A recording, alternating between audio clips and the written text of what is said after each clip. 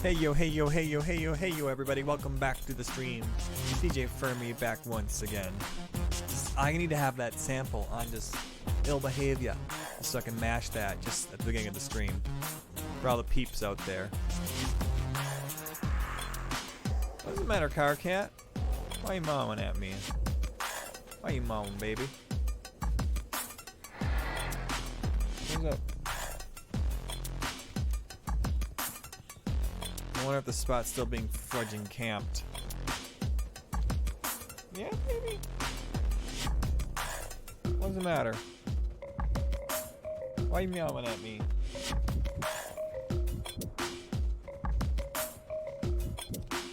You wanna come on my desk? Giggity. I'll make room for a cat up here.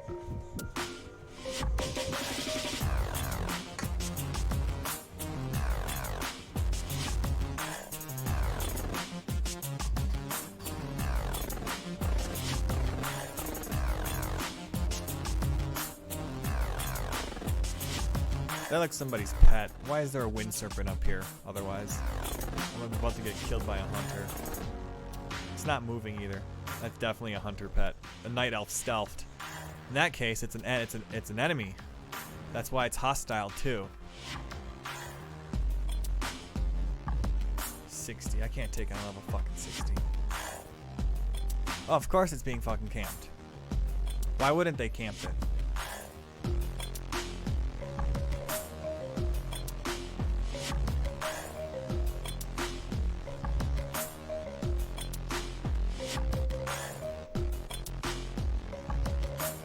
You guys are fucking gay. I need to stop using that as an insult, but I can't help it because I talk like I'm 14. Now, I don't need Ursas. I need Den Watchers, Pathfinders, and Totemics. Last time I tried killing one of my quest mobs, I got killed because the Alliance got mad I was killing their mobs. What the hell, man? Why do you need these specific mobs? Can I have some?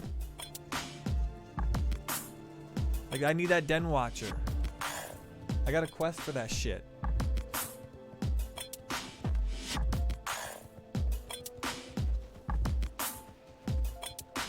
I'll have to give up on that quest.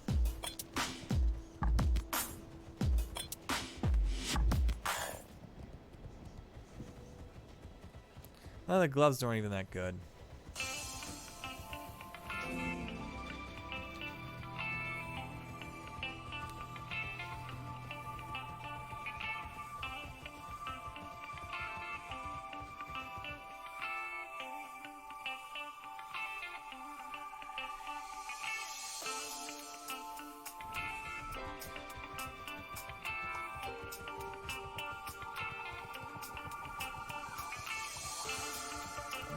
Song is this? Whatever. Let's hear what they got. Thick Yeti fur. Oof. Thought we're going somewhere else with that.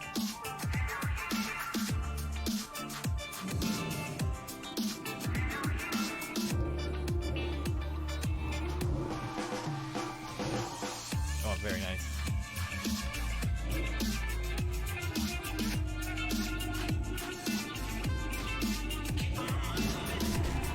Wand him down.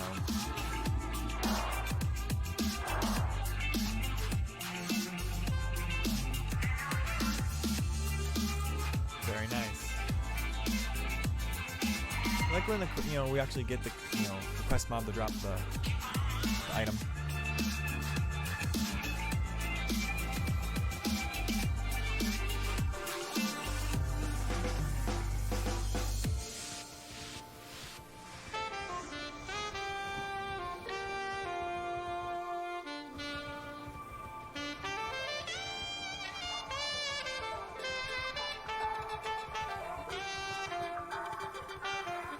We are heading west. We're gonna grind right up here. God, these mounts are so slow. Blizzard, come on.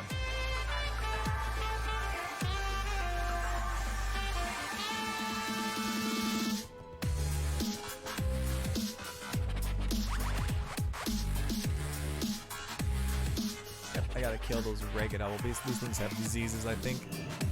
So I'm gonna try not to let it touch me. Okay, let's try Operation Don't Let It Touch You. I do want to get Mind Blast off. I got a rend.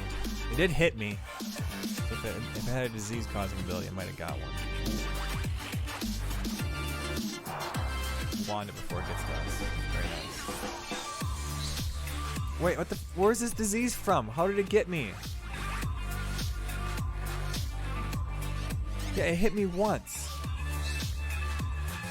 How did I get this?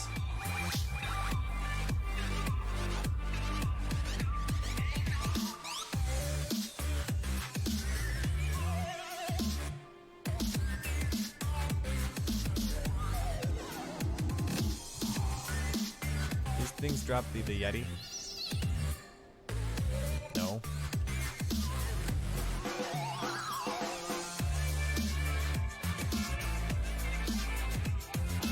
One way to find out.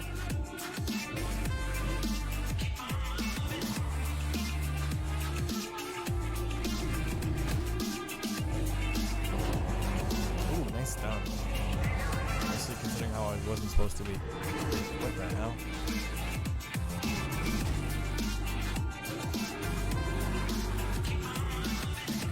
Hey, where's the fur? Where's the Yeti fur?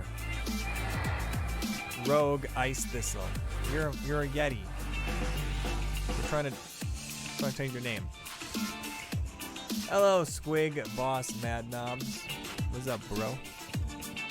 How come it doesn't show no one's watching my stream, even though you said hi in chat?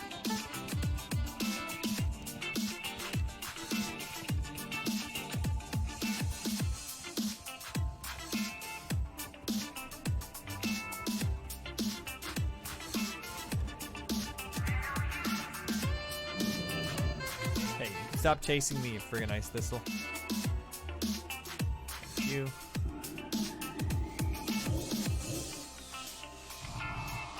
Oh yeah, what level am I? 55. Oh yeah, we're gonna hit 56.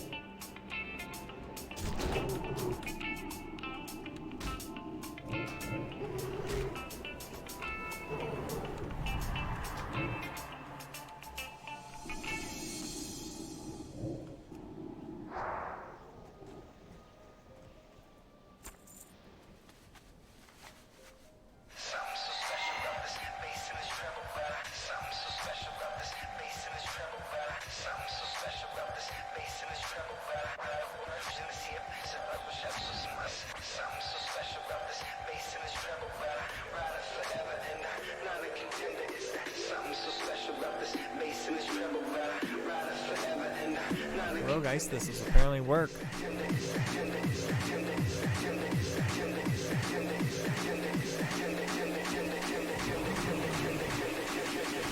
that fudged up.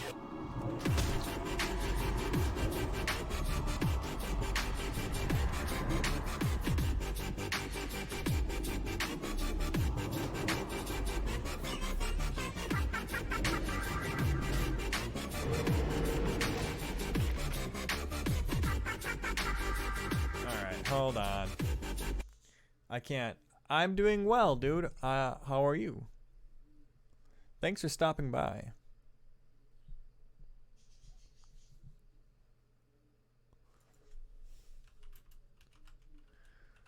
Let's listen to some DJ Shadow. Insight, foresight, more sight. The clock on the wall reads midnight. As a DJ, I listen to other DJs. This DJ Shadow guy, he's pretty well known in the DJ community. He's got an album. I think he's got a Guinness Book of World Record for releasing the entirely sampled album, which means he didn't use any original notes. He just used other people's little tunes. He mashed them. Oh, there's a fucking bear on me. God damn it. Doesn't matter. Steering is part of my natural pull strategy.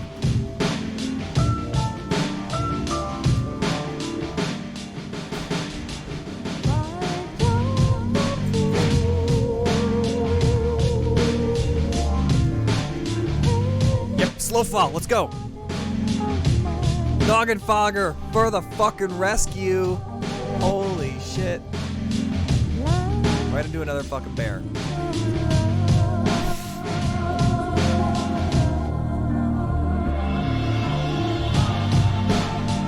Dude, so I have these potions called Noggin Fogger elixirs. They give you one random effect. Shrink you, make you a skeleton, fucking bears. Or give you slow fall. So, I was hoping it'd give me slow fall there, and it did. So lucky, man. Alright, bears, you can totally stop chasing me. Is it a little loud? I think it's a little loud.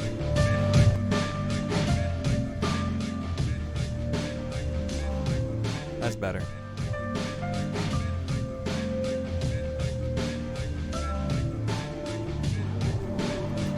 Let's drink another Noggin Fogger. You feel smaller.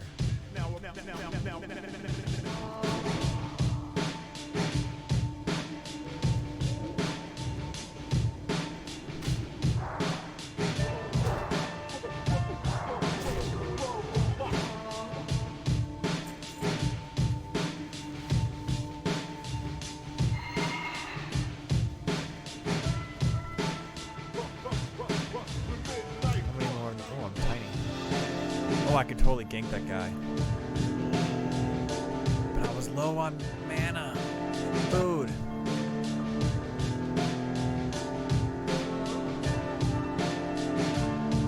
Wasn't ready. This guy. Alright, let's go for this.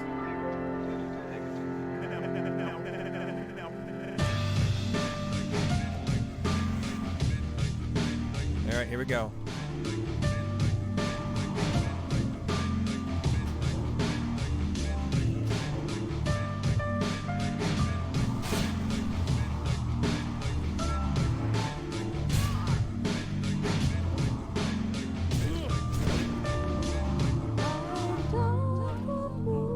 Drop a bow on him.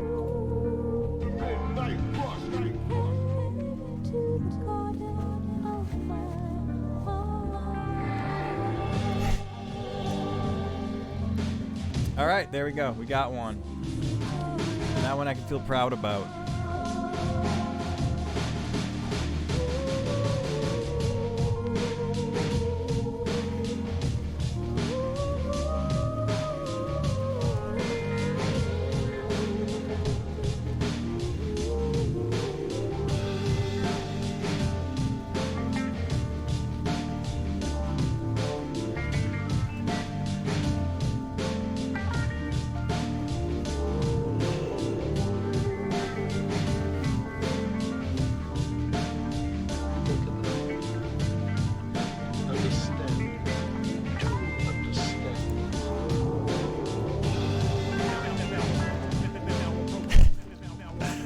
I didn't even have my PvP gear on.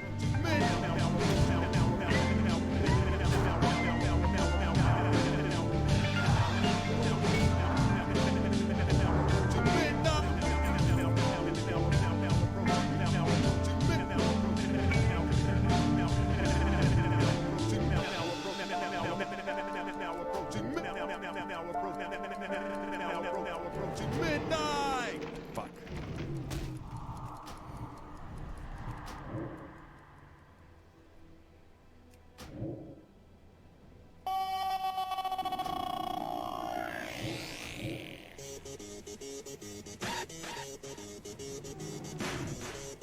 From the streets of the slammer. Oh, G, shift G. Drink. Let's go.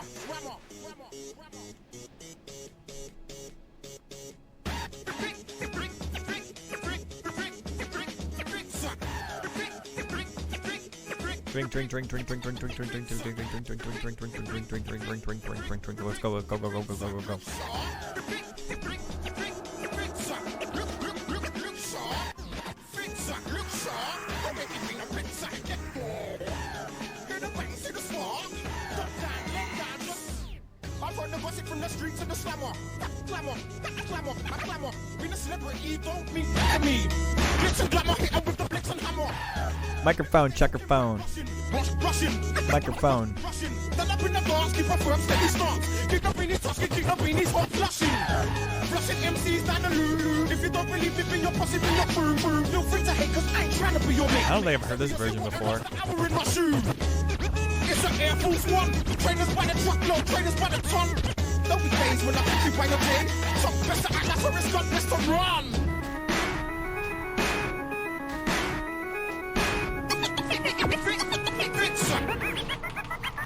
Come on.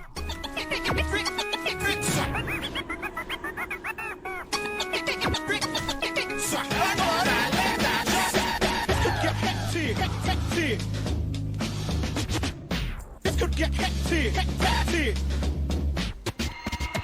This could get hectic, hectic. I was distracted by some weird movie references. Like, you know the president's plane he's on is called Air Force One?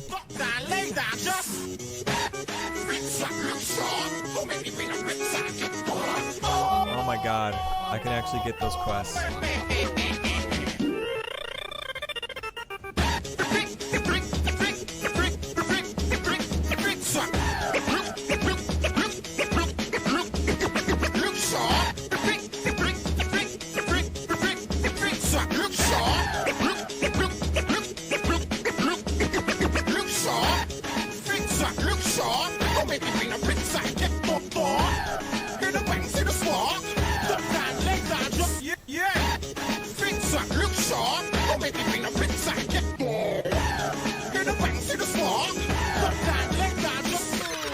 Sweet as a nut, mate. Sweet as a nut.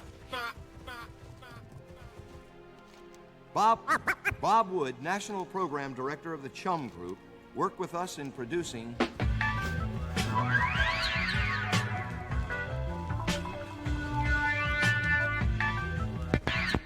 Hold up, before we get started. Guess who's coming? Guess who's coming? Guess who's coming? DJ back again. Who is he? Just your favorite DJ Savior. Using and confusing beats that you never heard. 1990. Put a smile on your face like Ultra Right. You're just fessing, man. I don't even want to hear about it. You're just fessing.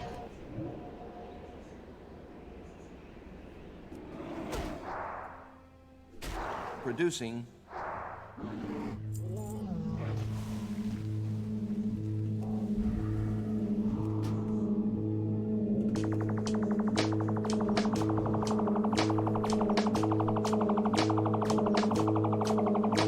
Oh, that extra. So that extra mind flip in there is so sweet.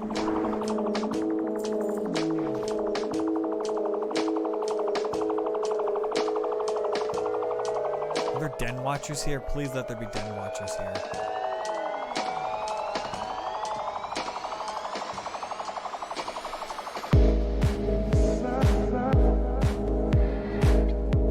What the hell? I don't remember this song. Yeah, there's den watchers.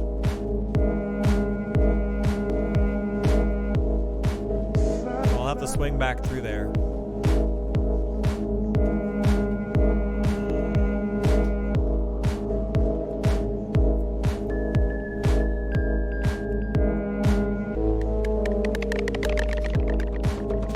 You want to play a game? Oh, we can fucking play. 3, drop a 5 on him, drop a 4, tap to the other one, mind flay it down, disrespect it with a mind blast, wand it down, get that other one, put another mind flay on it, wand it down. That's what you get. You try to take me out. Shit, I remember G.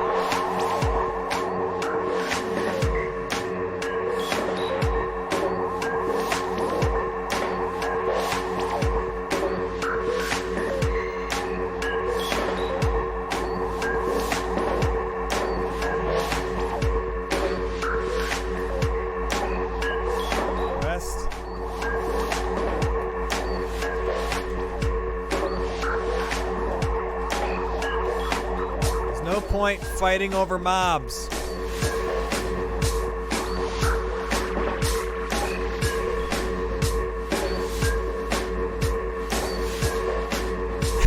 We're tiny! Look at us! We're both tiny! We're hilarious!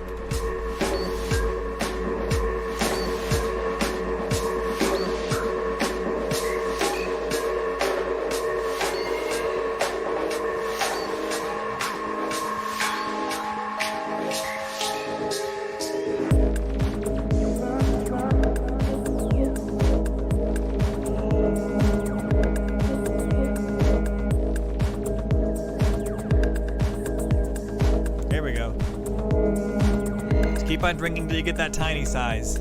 Man, I love these noggin fogger elixirs.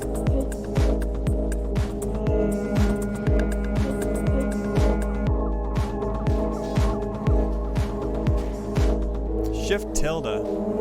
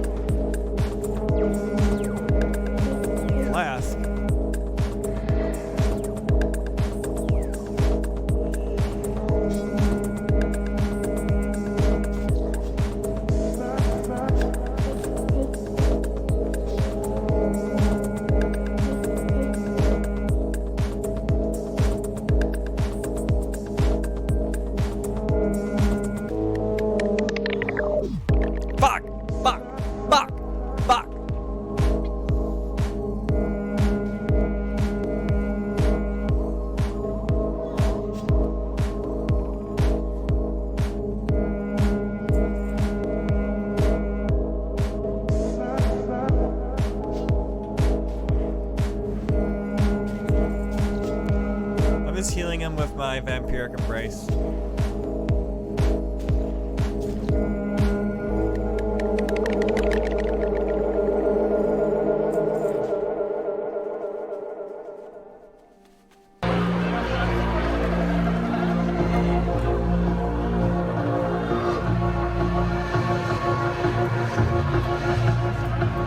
Well, here's a fucking banger for y'all.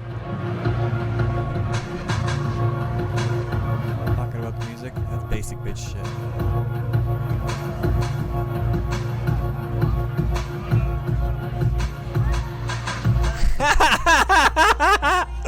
Oh my god!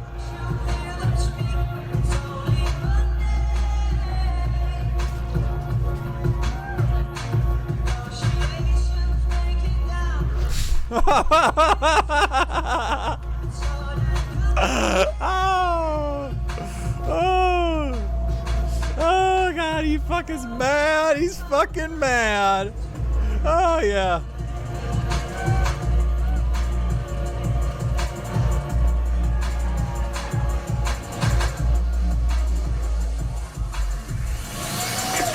Here we go.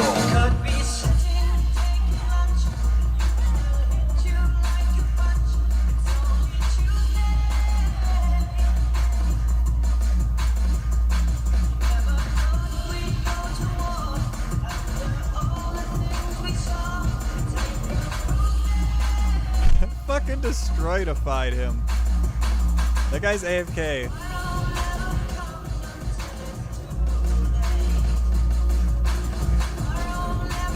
I've been nice until someone pulled their party on me. Now I play dirty.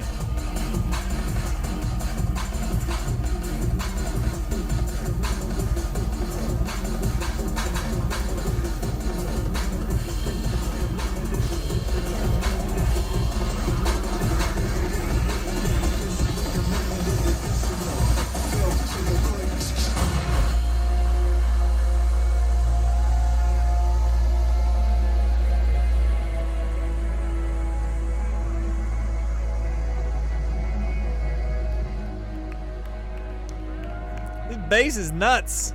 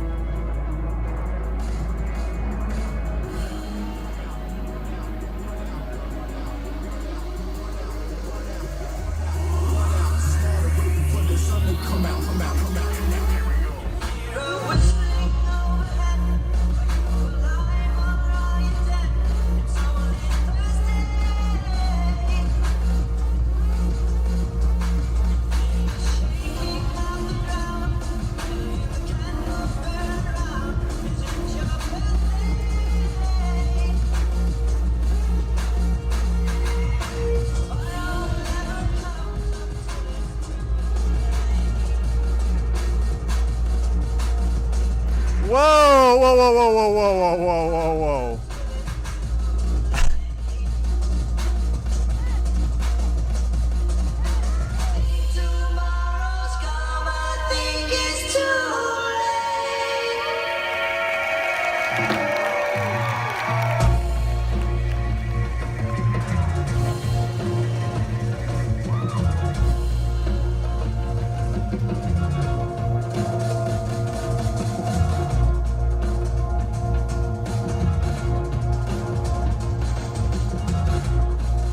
Fuck!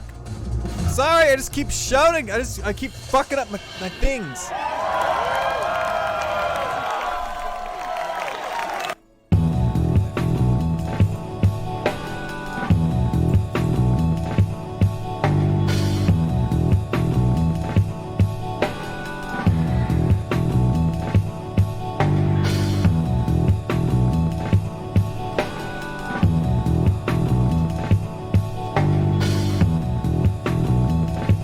How's this guy's health coming along?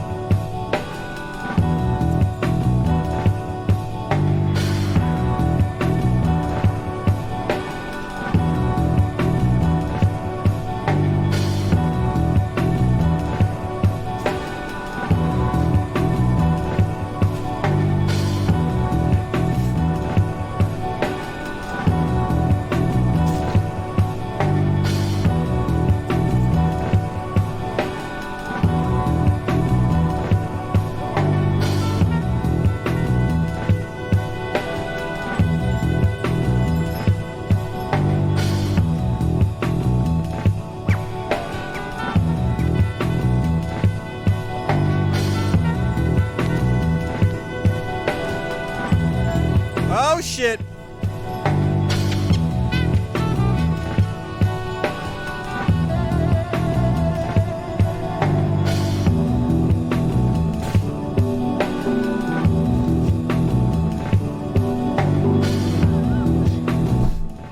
He's so mad.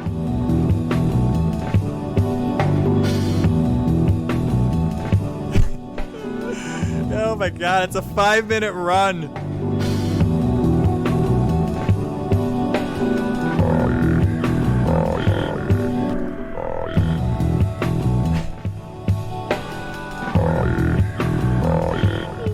No wonder he's so fucking salty. Let's update these kills deaths.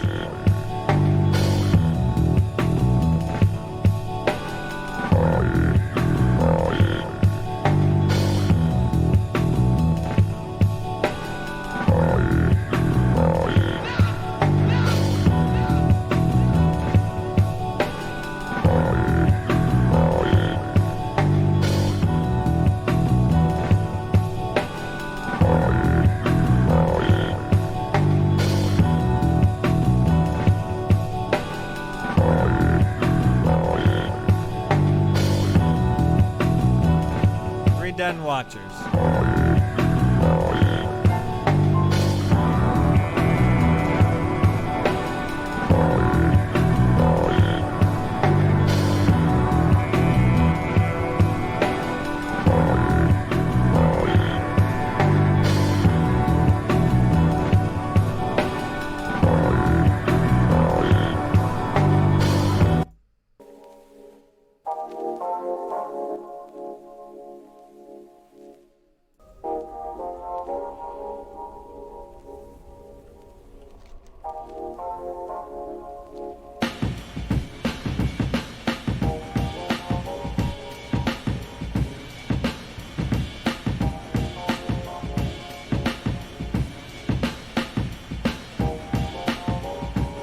Well, I should beat him.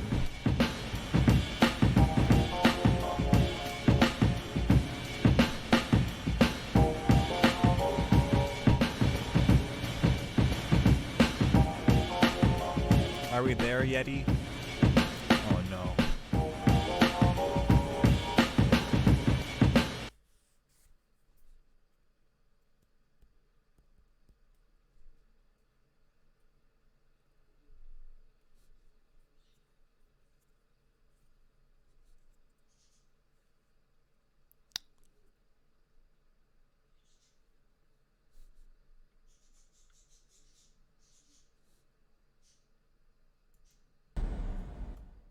Tonight, it is Virginia Beach. We're coming to you with the worst kind of breaking news imaginable. John Berman here in for Anderson. Tonight, our hearts go out to Virginia Beach, Virginia, where police say a city employee opened fire in a municipal building and took at least 11 lives before police took his. Wow. 6 more people are in the hospital. The city, needless to say, is in shock.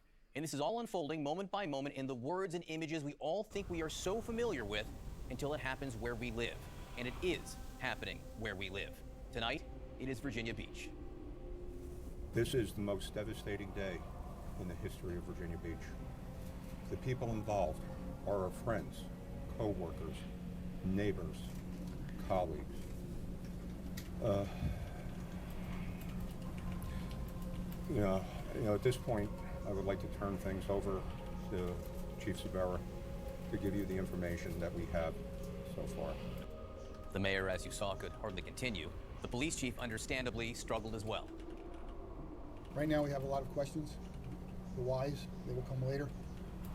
Right now, we have more questions really than we have answers. We're a little more than 2 hours into this event, and we use the word event. We just heard that there was an active shooter, and we just him to come. This is not a. It's something because shots. What do you want people at home to know? People are praying for you. People are making sure you guys are okay. What do you really want them to know about today and what happened in there? Just do all that you can to try to make sure everybody's safe. That's all we were trying to do. What just make the sure hell? everybody was safe. Can you talk about how close-knit Public Works is? I mean, that's like a family in there, right? Yeah. Talk to us about how this is more than... And prevent more people from being injured, more people from being killed, because when you listen to the police describe this, the police chief there, and how he said that the shooter went from floor to floor, he knew where he was going, he was shooting people indiscriminately, just opening fire on people inside that building. So the police response here is going to be a key part of this, in that it prevented more people from ultimately getting injured. And now we have just a major crime scene here, bodies still on the scene, victims being identified, and the FBI, the ATF, Virginia State Police, all there on scene, working through the building, processing the crime scene. And now, we will learn more stories, more heroic stories, and the victims, and we will start to learn more about them and who they are, and just deeply how affected deeply this community is going to be by this shooting. And Shimon, we are expecting another news conference from officials tonight. We will bring that to you all live as soon as it happens, because these details are just coming in. We do know what happened next door to City Hall in the operations area of the municipal center. What more do we know about that, Shimon? Yeah, that's what the police said. The police described this as the operations building of the city, the public works area. So it's probably some of the utility workers, some of the road workers, some of the other folks who really keep the city running, perhaps. And these were the victims. These were the people that were inside this building. There was a school administration building next door as well. They were placed on lockdown. There was a courthouse nearby as well attached to this building. So it's really the nerve center, it sounds like, of the city, of Virginia Beach, where the shooting took place. When you look at what time this happened just after 4 o'clock. It was towards the end of the day. So people perhaps were getting ready to leave, but it sounded like there were a lot of people in the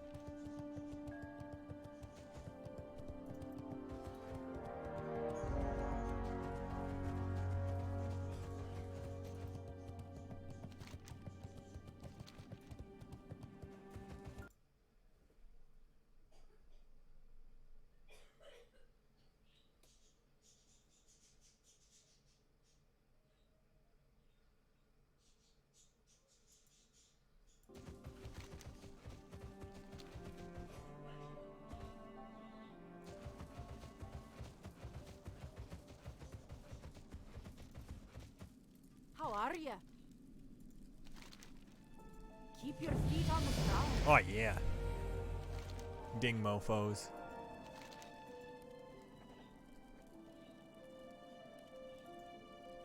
Be good.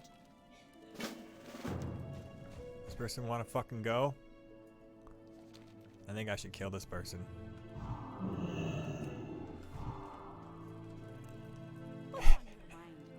Off with you.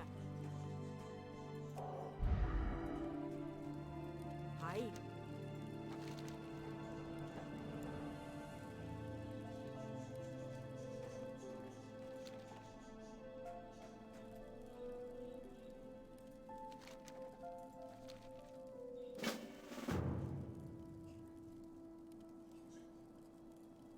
Is that the only quest item I got? Oh, there we go. Where's my fucking trinket?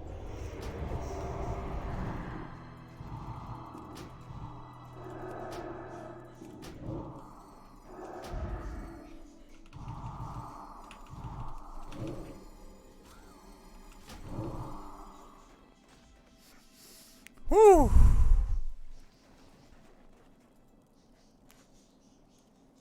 I think I had it by myself.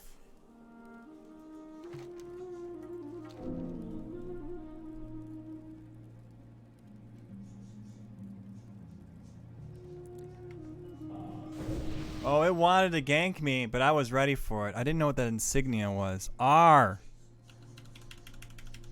When I was stunned, I wanted to do R so bad. I didn't know. I didn't muscle memory my insignia yet. Muscle memory.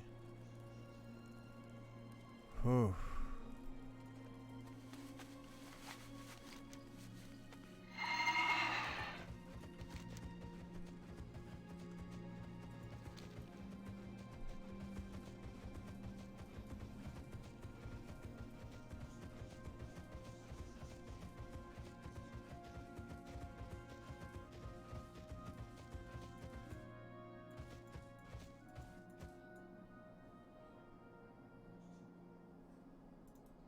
Wild Guardians. Okay, well I have to kill some more ragged owl beasts. I think I'll leave this group now.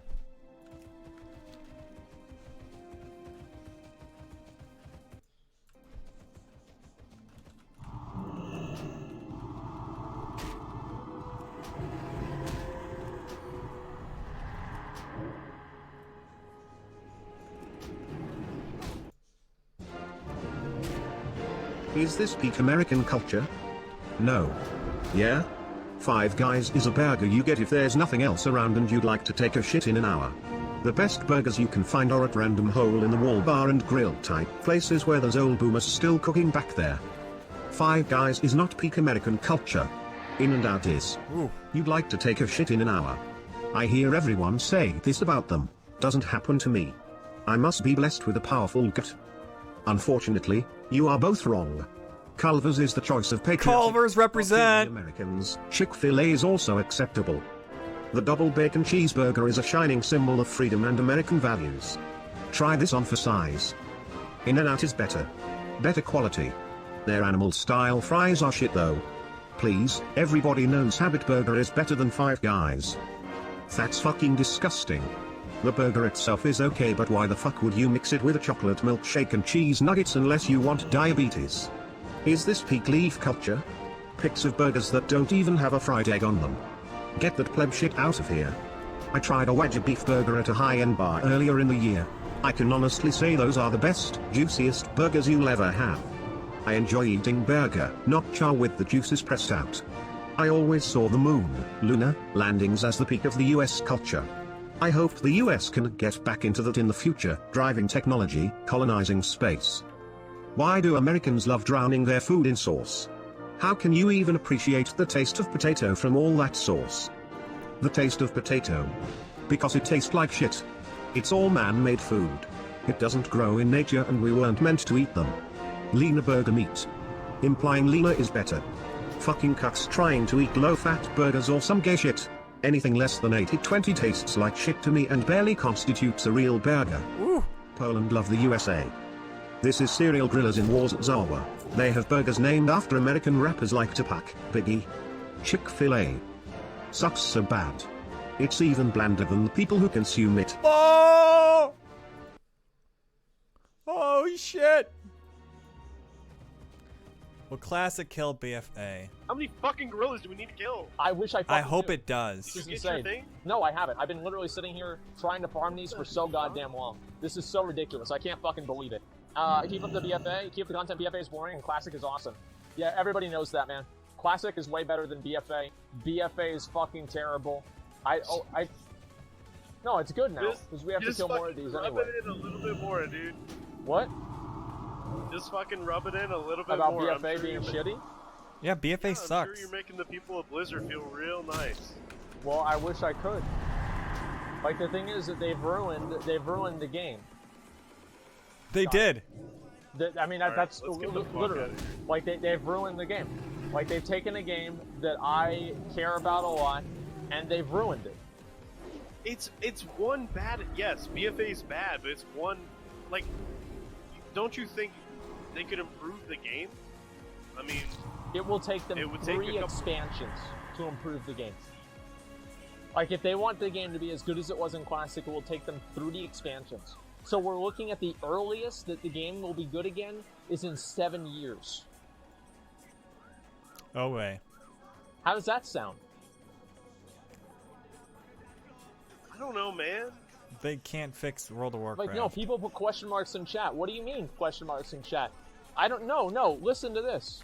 Listen.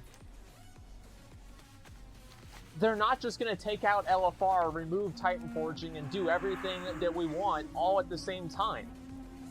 They're going to if they ever wanted to go back to the way that Classic was, they're going to slowly remove those features over time. Right? And I think that the time frame they would do that in would be about 2 to 3 expansions. Okay? Like that just makes sense. But you don't see what's happening, do you? What? So the BFA thing it's not for you anymore. It's not for people like you that want that hardcore experience. It's not for you. I know. If you want that, you can play Classic. And the same is true for people that want that hardcore experience, but BFA doesn't offer it. They can just go play fucking Classic. Right. So they don't need to cater to one audience or the other. Because they have 2 both. games. Well, I certainly hope that's not the case. I mean, like, listen, there are some good things. This is where Asmongold's fucking wrong, okay? You can't have one ultimate game, okay? Coca-Cola realized this. You can't have one brand of Coke that's perfect. You need to cater to every taste there is. That's why you go to Coke store, there's more flavors of Coke than there are genders, okay? I'm talking about the crazy LGBT 37 genders. LGBTQXB barbecue plus genders.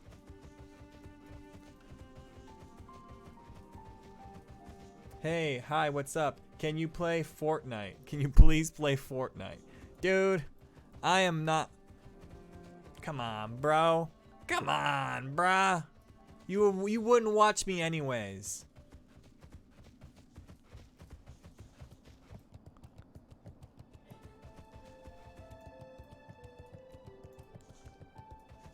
Things about BFA. I've said this before, but I'm very, I'm not... Oh, we almost are at the quest, dude. We're almost at the quest. So, as I was saying, Asmongold is wrong. You can't... Classic caters to a certain audience, BFA caters to a different audience. There's different audiences for different products.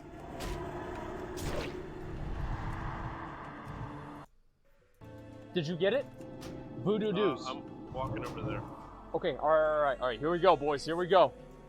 Islands are the only good things in BFA. Listen, if this was, alright, let me tell you how I'd fix BFA. Number 1, I'd add legendary world quests for different features and different events outside in the world, outside of Kulturis and Zandalar, like the treasure trove scenario for the Thunder King. I would remove PvE island expeditions. I would make island expeditions PvP only with a ladder system. Let's see, what would I do beyond that?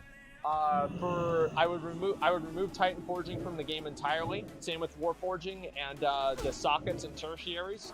I would bring sockets innately back to gear, and then I would allow jewel crafters to loot items in raid that would allow them to equip sockets to gear by their profession, which would make jewel crafting useful again.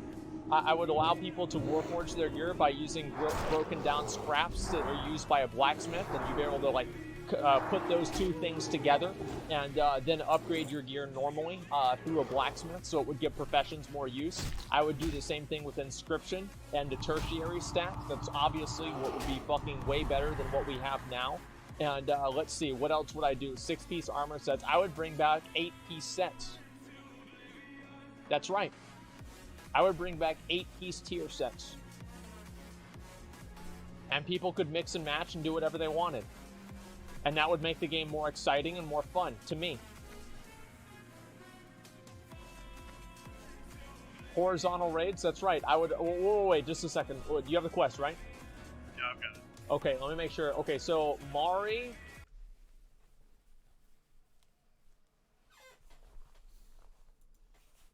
Today, this morning, my morning, your night, I wanted to talk about Game of Thrones, and I want to give you my views on Game of Thrones. Maybe see if you have any questions about it, and we're probably going to do about 45 minutes, so it won't be a very long show.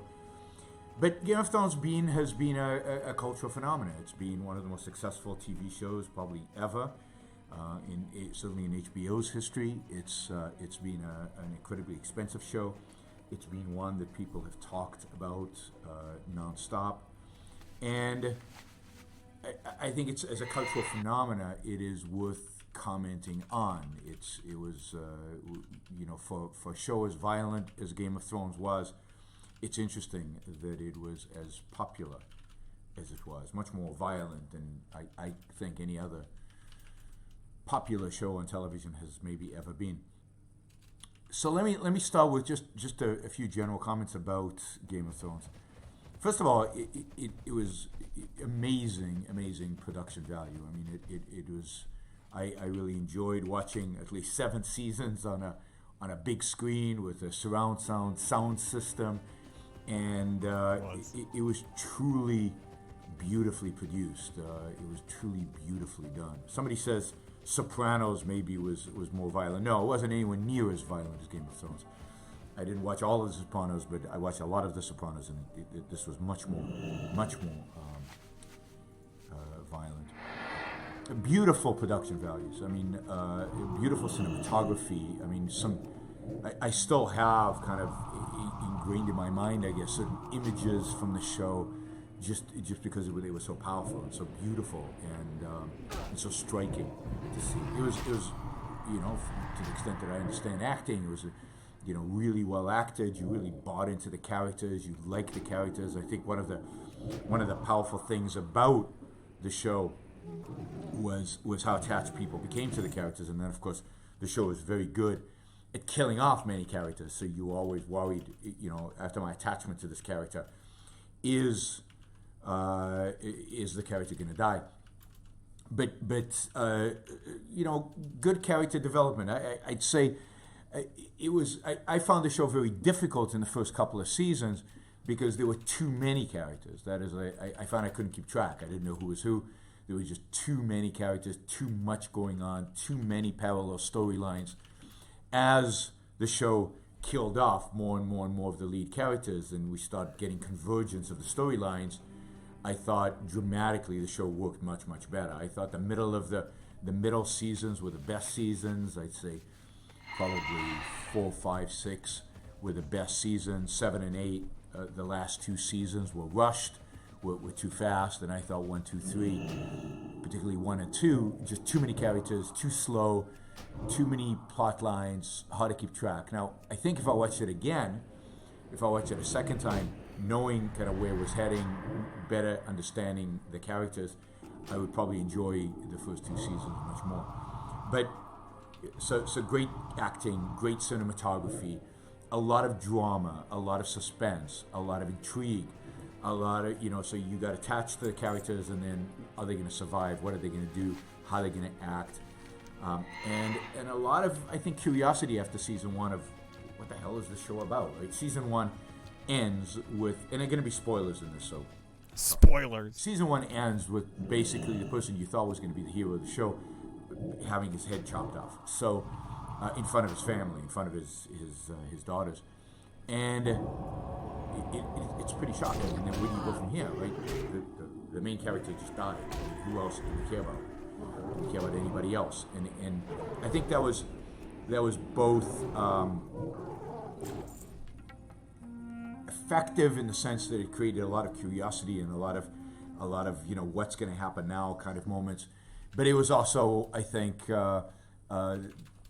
created a lot of dissonance, cognitive dissonance. But it gave the show a sense of originality that you didn't quite know what was going on. You didn't quite know where it was heading, and yet you got attached to the story and you got attached to the characters at the same time. So an interesting combination, very unique. A lot of violence. Somebody says a lot of sex. I have to admit, I don't really remember the sex. I don't think the sex was that dramatic. The first few seasons, I guess they cut out a lot of the sex in the later seasons. In the first few seasons, some of it was gratuitous. I think they were trying to get more viewers, maybe more teenage boys to watch it. Also trying to show kind of the decadence. So there were quite a few scenes, I guess, in brothels. But again, all the kind of the production value, the script was for the most part quite tight. The dialogue was good. It was interesting. It was primarily geared towards getting to know the character better and better understand the characters better.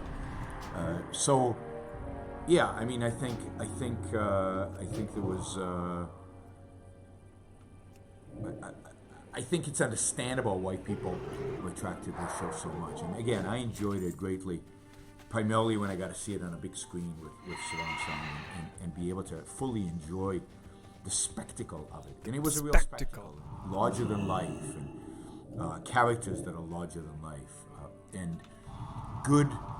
Another important aspect of the show was there's good versus evil. Now, as I'll talk about in a little bit, there's some ambiguity in what good is and who good is and what good represents.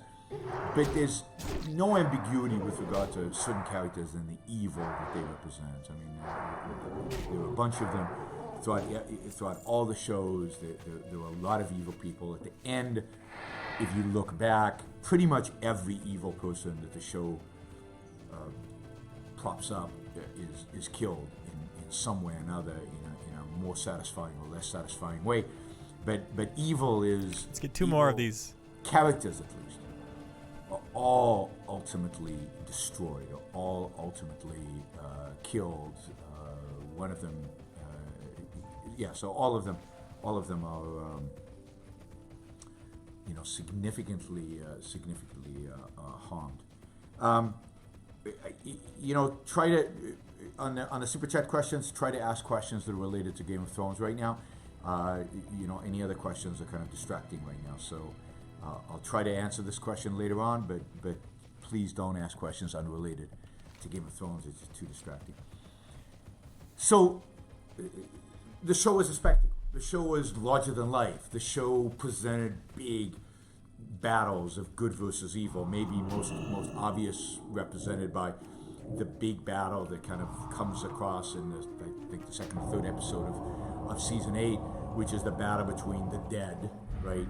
And I'm not sure what the dead had to do with the show and why the dead were necessary in the show, why the show had to become a zombie show. It really starts with the zombie show. I mean, the first scene is in a sense a zombie scene.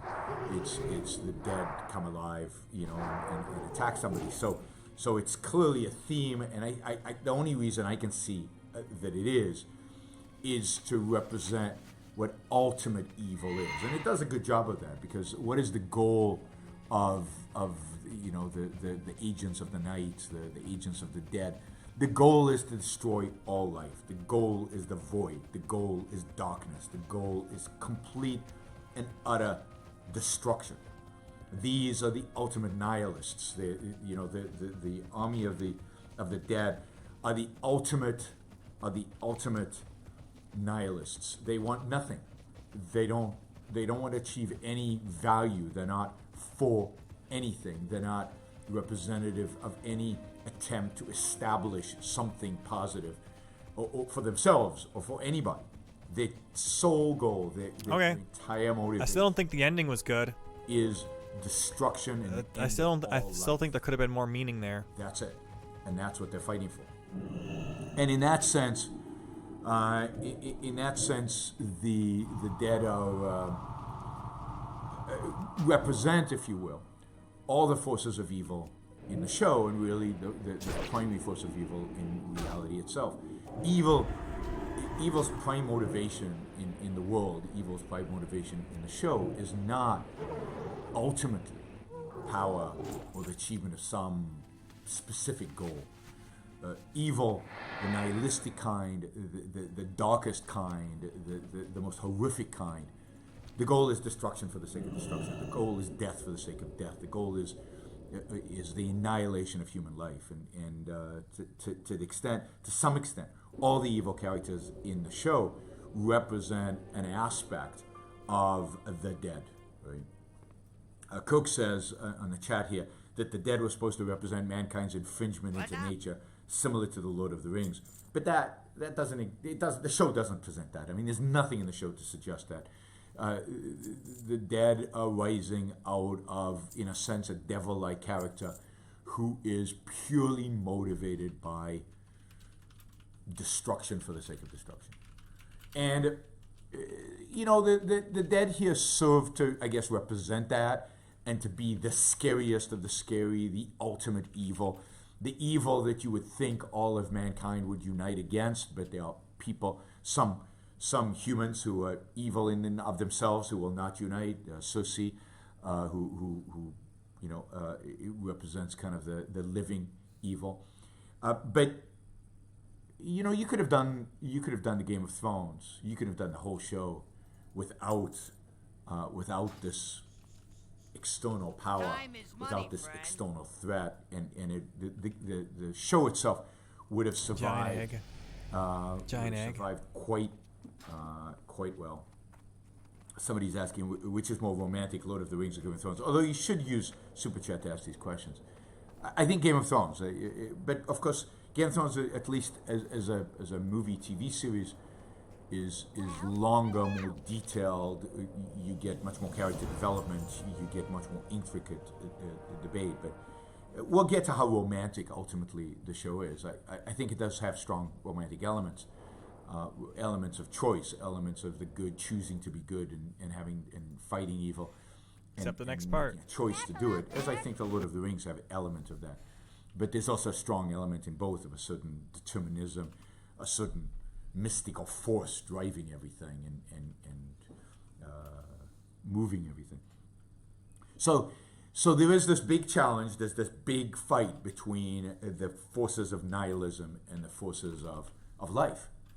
Represented by the heroes of the story, the heroes to that point, Jon Snow and Daenerys, and of course Arya. And Arya is the young girl who goes on a journey throughout all these episodes, a journey that basically leads her to become an amazing, proficient killer. And but throughout the whole show, she really has a sense of justice. She has a sense of what is right or wrong, and she has a sense of vengeance. She is out to kill those who are evil, those who have done harm, those who have destroyed, and those who have hurt her and her family, those who have hurt her values. And it's appropriate, I think, that she is the one who kills what's called the Night King, the leader of the dead, because she is the one who has been trained, who has been prepared, and who has, in many respects, a stronger sense of justice in the show, the strongest sense of vengeance in the show. She is out for justice. She is out for vengeance. And she's not out for justice and vengeance for the sake of power. as compared to many of the other characters in the show.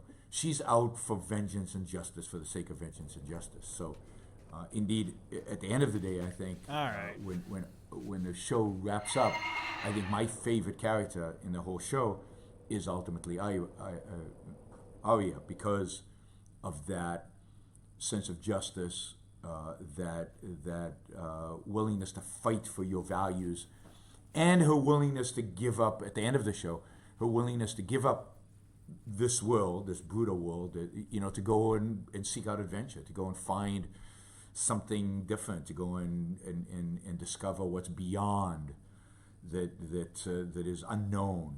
So she is the most egoistic in that sense. She's out for herself in kind of a rational way, and she's also an adventurer and a seeker of knowledge and a seeker of justice and truth. All right, so let's so the other heroes. I mean, there are a lot of minor heroes, a lot of questionable heroes, but what is the show about? And so I want to talk about what the show is about, and I'm going to talk about. I got a question here about was the Dragon Queen always evil, or was she a good person who became evil? And I want to talk about that. But first, let's talk about what the theme of the show is. What's the show about? I mean, the show is about political power. The show is about the ravages of political power. It's all about, force. It's all about violence. It's all about, force as the manifestation of political power. And it's interesting because there's never any alternative offered. At the end of the day, political power is about force. It's about using violence in order to attain it. Even the resolution at the very end is a weak one, and probably the weak part of the show, because the show has nowhere really to go at that point, because it is established throughout all the episodes that the only way to achieve political power is through force. The only way to attain political power is through force. And it is legitimate indeed. It was legitimate indeed that that political power is maintained and sustained by force. Ultimately, this is a game of thrones. Thrones are kingdoms. Kingdoms are states ruled by force, where individuals don't matter. What only matters are the rulers. And the whole show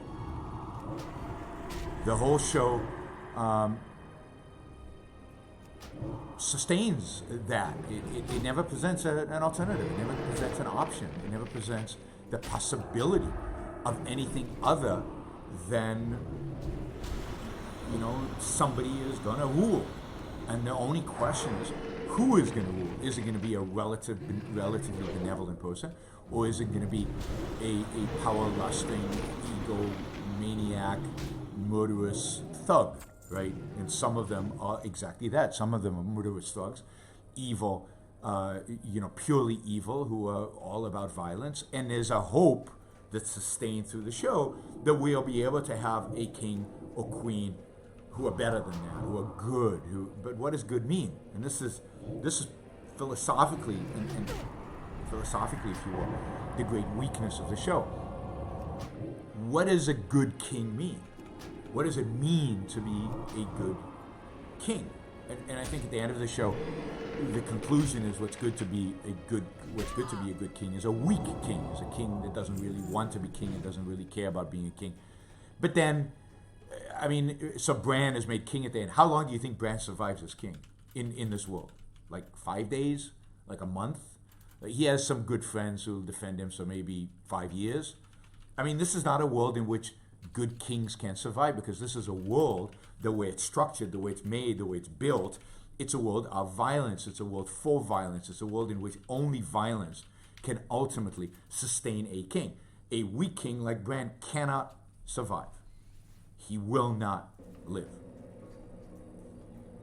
So that is the premise of the show. That runs through the show, and never an alternative is presented. Of course, the Dragon Queen, Daenerys, is presented from the beginning as a heroic figure, as a figure who might be a strong powerful. Give me your pristine good horn. Queen, a good leader who will rule with force because she obviously has the power to wield force because she is the dragon queen, so she has dragons. And she's willing to wield that force. But the idea is she will rule wisely and well, and she will be a just queen. But what's amazing about the show, and what's amazing about the show because it presents certain characters who are supposed to be more intellectual. It presents certain characters that are supposed to be asking these kind of questions about what does it actually mean to be a good queen. So what is it about Tyrion that he never really asks the Dragon Queen what her aims and goals are in goodness? She keeps talking about freedom. But freedom from what? From one queen to in order to institute another queen. Why is that freedom? Because Daenerys views herself, and this is the whole theme of this. Daenerys views herself as the just queen. Why is she a just queen? Because she is a Targaryen. She comes from the right lineage, whereas the person sitting on the throne comes from the wrong lineage. It's all about lineages. It's not about ideas. So why doesn't Tyrion actually ever ask, what does it mean to be a good queen? What does justice actually mean? So the queen has these advisors, these men of the intellect supposedly, these influencers supposedly, who all love her, who all admire her. But why do they love her? Why do they admire her? Because she's powerful and brutal from the beginning.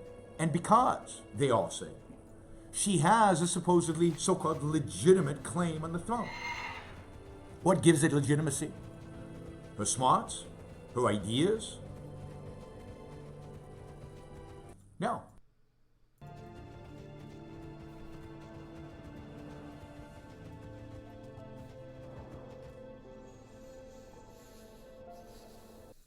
Inside the Trump administration, perhaps even his own lawyer, the president's own lawyer, John Dowd, was somehow trying to influence Michael Flynn's cooperation. Oh, okay. Yeah, now that makes sense. And that's why John Dowd was indicted by Mueller. Oh, no, he wasn't?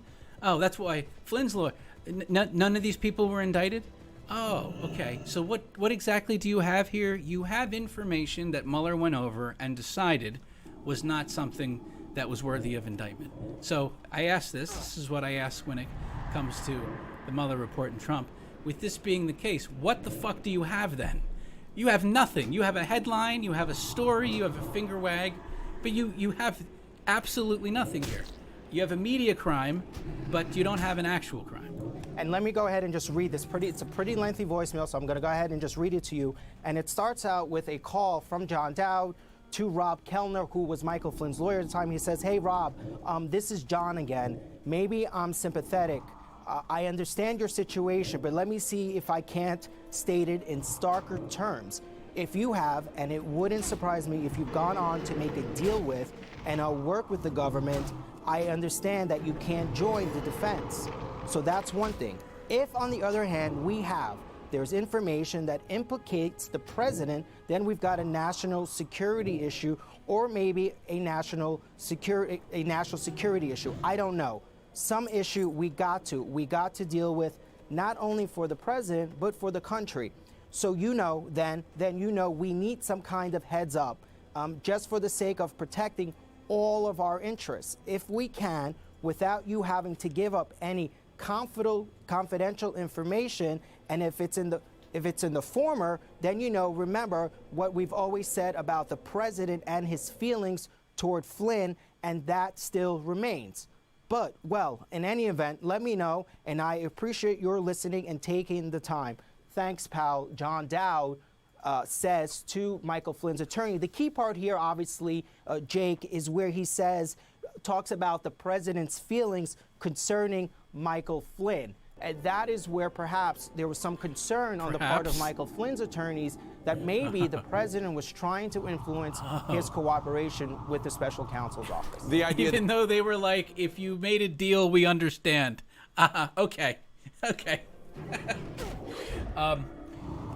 Lepa Streamlabs says, don't impeach. However, if Trump were impeached over war crimes, which he's guilty of, and Obama, Bush, and Bill Clinton get prosecuted for war crimes as well, which they're all guilty of, then I would support impeachment. I've made this argument in other areas, not on war crimes, but on, like, if they want Trump to release his taxes, if they want certain investigations into Trump. Okay, well, as long as we're consistent and we require it of everyone in office, all of Congress, then I'm completely open with it. I would be completely open to it. That's fine with me. Of course, they'll never do that. They will never do any of that. We were talking about, I think it was last week, someone brought up, it was similar about, what were we watching? They brought up Obama and Bush. I think it was a video we were watching.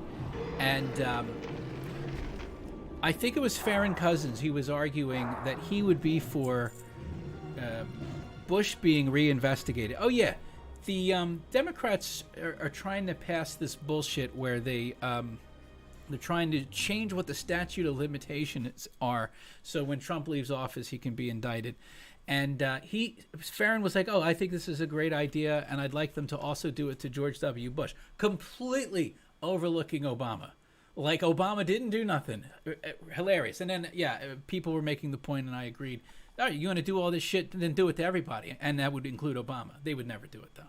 That it's a phone call in which both Flynn's cooperation with the government is being discussed and the president having positive feelings about Michael Flynn being discussed. The idea being that somehow there's a suggestion by Mr. Dowd, the president's attorney at the time, don't say anything bad about the president. He wants to pardon you. I'm sorry, John Dowd. That's the implication. Right, and there you see John Dowd on the screen here. That's exactly the implication. Though he didn't say that, though. So this is how this is going to work. We are the media. We're going to tell you what you said and what you're guilty of. Doesn't matter that you said nothing of the kind. We're going to just say that you said that. Anna's fourth abortion. This is like collecting cards. I think we're just missing the first and second one. Maybe the third one, too. I'm losing track. Anyway, Anna's fourth abortion says, I'm glad to see my aborto brethren rising to be heard. Stand tall on your mountain of medical waste, H15. Let your voice be heard. For better or worse, we are not so numerous here in Anna's waste bin, as Papa Keek has low sperm count and is easily winded. Yeah, I imagine... well, at least it's exercise for him, though. So I give him that.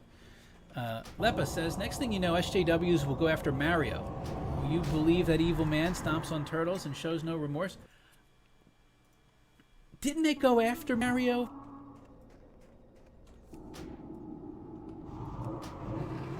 For, They did not go after Mario. They did not go after Mario.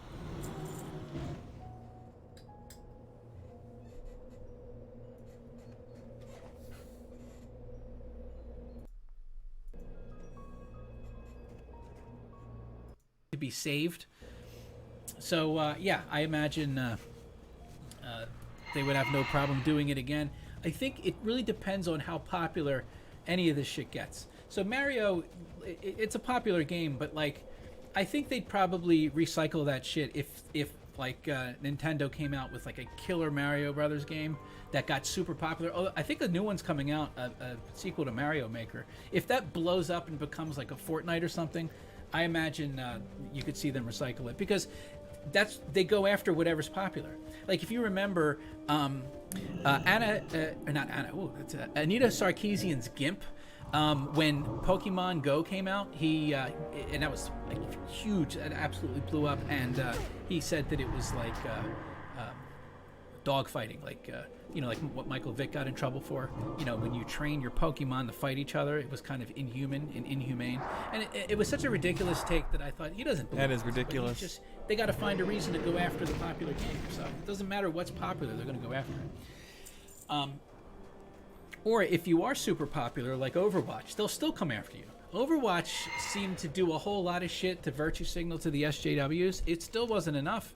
And now apparently what's weird?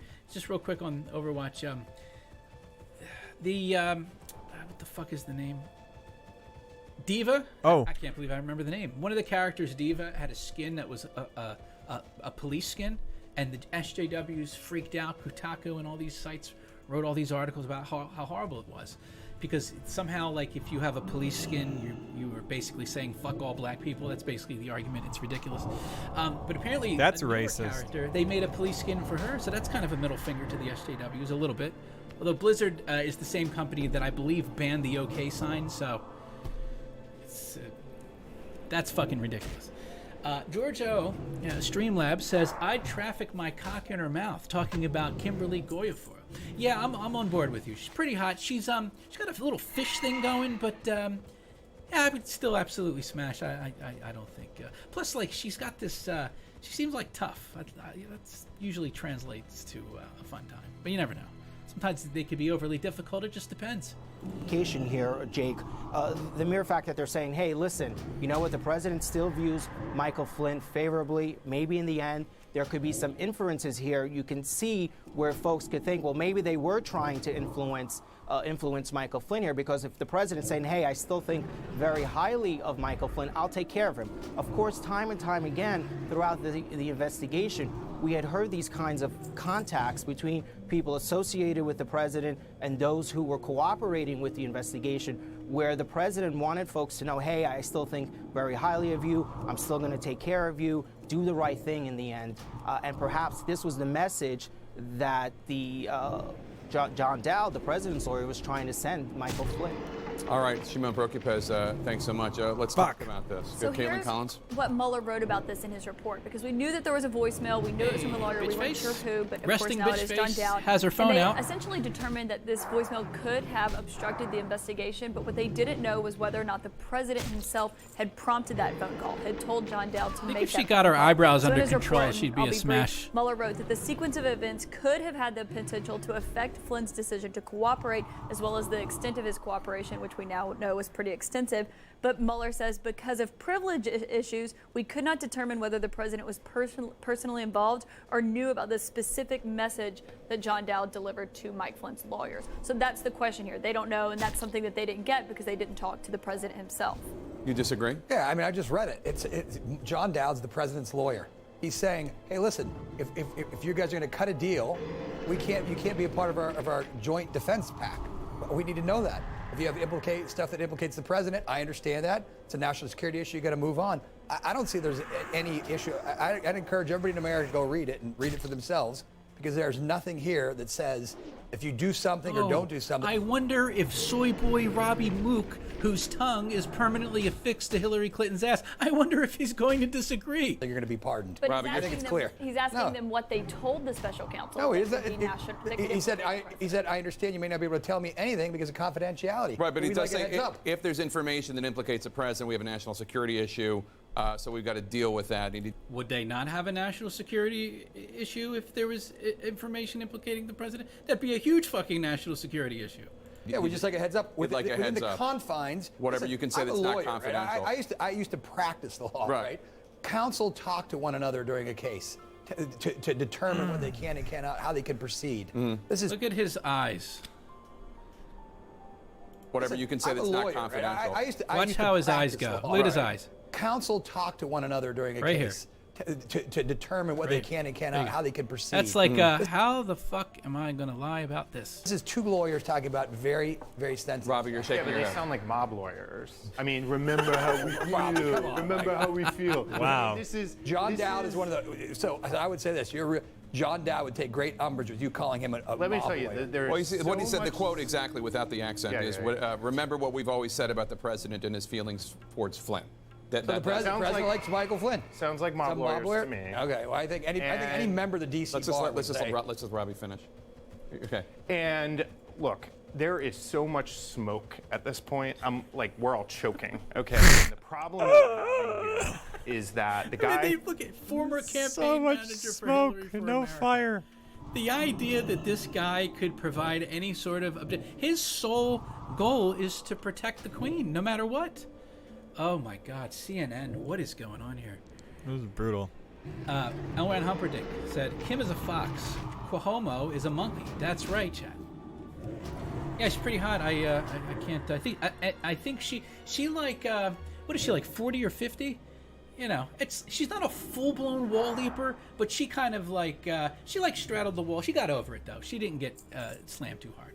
So it's you never know. The wall has no empathy or feelings or thinking. It either hits you or it doesn't. Maga Pepe says, "Hey HB, too tired to deal with political retardation today. It's completely understandable. However, working on a Godzilla is a white supremacist meme. With 4chan's help, we can make Godzilla as hate-filled as the OK sign." Yeah, I whatever 4chan comes up with, I just like that this happens, regardless of what it is, and the media, because it's an interesting relationship. A lot of these outlets are so desperate that they have no choice. They are completely controlled by 4chan, because they have to report on this shit. And they need the revenue, they need the clicks, they need to make the rage articles to try to get people. I mean, Jesus Christ, did you see this shit from the Huffington Post the other day? The Huffington Post wrote an article that was basically a list of wrong thinkers. It was a blatant list of wrong thinkers, the crime advocating for white people. And it was in direct response to the, apparently there was a journalist, of course, by just coincidence, he gets suspended by Twitter right after this. He pointed out that there are certain journalists, blue checkmark journalists, with direct ties to Antifa, and they are basically Antifa in the media. They are propagandists for Antifa. So his account gets suspended, and Huffington Post comes out with this article with a list of wrong thinkers. I mean, pretty much everyone that you could imagine was on it. I'm trying to think of. So yeah, I think it was like Lauren Southern, of course, like Red Ice. Ethan Ralph was on it, and the way that they talk about these people, I think it was Paul Joseph Watson, and of course, I mean, this is no different than what Facebook did, but they act like people like this are extremists. They deliberately refer to them as extremists, and of course they conflate any terror attack that's happened, so they acted as if these people were responsible for New Zealand. It's fucking insane. And when you look at that, and you look at also, I forget the guy's name, but there is a whore at Vox right now who's trying to get the Steven Crowder channel shut down, using the exact same arguments that Anita Sarkeesian and Anna Kasparian and Cenk Uygur, you know, the argument that criticism of me is terrorism and it's harassment and it should be shut down. And so it's just fascinating to watch corporations try to shut down American citizens' ability to express themselves freely online. They're huge bullies. And, you know, normally I wouldn't give as much of a shit because there's always going to be lunatics like this. The issue is that YouTube and Twitter and Facebook, they listen to these people. That's what's crazy about this. And YouTube was like, apparently responded like, oh, we'll look into this. So it'll be very interesting if Crowder, by the way, Crowder is like a centrist right good boy. Like, he's not at all, I mean, compared to lunatic leftists, he's controversial, but he's really not controversial. He's almost like wholesome. He's considered extreme for these people. It is nuts. It's nuts. So very interesting to look at that. Let's see what happens. All right, Maga Pepe says, oh no, I read that one, the okay sign. Thank you, Maga Pepe, appreciate that. Nonvital Rex says, ask in the Lords of the Night chat, now I'll ask you, Godzilla or Mechagodzilla? I think I'm going to go Godzilla. I will go Godzilla. I do like the old school Godzilla movies, even though they're clearly people in suits. But this new one actually looks kind of dark and decent. Like, it doesn't look corny. It looks like, I mean, there's probably some bullshit in it, but it looks pretty good. So we'll see. Who's an expert on all of this, Bob Mueller, is going forward and kind of speaking in subtleties and frankly is being quite vague about what's going on. I heard him say the president may have committed crimes, but he didn't say that. He said, if I had evidence, you know, Bitch, how does that make sense? You heard him say, but you didn't hear him say. You either heard him say something or you didn't hear him say something. What kind of doublethink is this? I heard Robert Mueller say, but he really didn't say it. Okay. All right, Rick James. If I knew he hadn't, I would have said so. At some point, this has got to break, because the problem we're having is a bunch of people are lying, okay, and the people who know the truth aren't just putting it all out there. And that's why I think Mueller has got to get on the Hill. He has got to testify, and he's got to answer questions beyond what's in the written print. I agree the idea that this is going to cause Democrats to want even more so than before, Tolu, Mueller to testify and to testify publicly. Yeah, if you look at this within the context of the entire Mueller report, there are other instances where Mueller says that President Trump and his lawyers sort of dangled pardons, or said to Michael Cohen, for instance, before he started cooperating with the government, the president has fond feelings towards you, and then after he started cooperating with the government, the emotions sort of changed and it became much more acrimonious towards Michael Cohen. So I think there's a sense from Democrats that they need to find out more about what the president was doing, whether or not he was trying to influence the investigation. Come on. You remember there Drop was this the fucking scene where horns. President Trump let everyone get out of the Oval Office and then talked to James Comey and said, I hope you could let Flynn go. That was another episode where Bob Mueller said this could be obstruction of justice. So if you put everything... But Barr disagrees, Yes, right? yeah, exactly. And two people were in that room, Jim Comey and the President of the United States. And Jim Comey, and I'll push back on this strong, right? Because Jim Comey, time and time again, Jim Comey is the defender of democracy and freedom here. Jim Comey, under oath before Dianne Feinstein, when she said, why didn't you come to us and tell us this? Why didn't you come to us and tell us you think the president was obstructing justice? He said, well, I guess I just lacked the fortitude to do so. Jim Comey could have gone at that very first time. Instead, he went back 8 times. He could have gone to the Hill. He had Dianne Feinstein and many other members of Congress would have backed him up to that. Let's talk about the fact that there is this different interpretation of these instances, because Bill Barr, in his remarks to Jan Crawford at CBS, fear that while Mueller laid out a case of 10 or so potential acts of obstruction of justice, he didn't label them as such, and said that he... I just love this shit.